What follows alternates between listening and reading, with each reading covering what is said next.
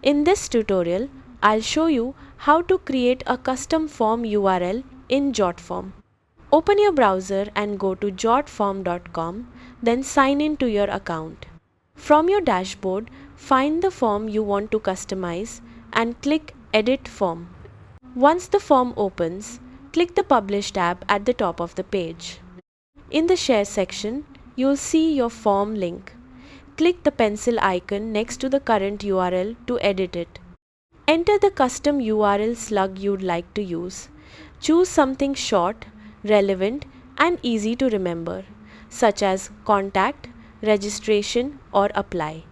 If the slug is already taken, Jotform will ask you to choose a different one. After entering your custom slug, your new form URL will be generated automatically. Copy the new URL by clicking the copy button next to it.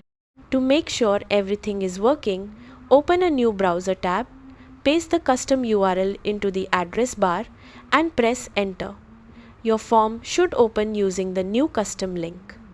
That's how to create a custom form URL in Jotform. Thanks for watching.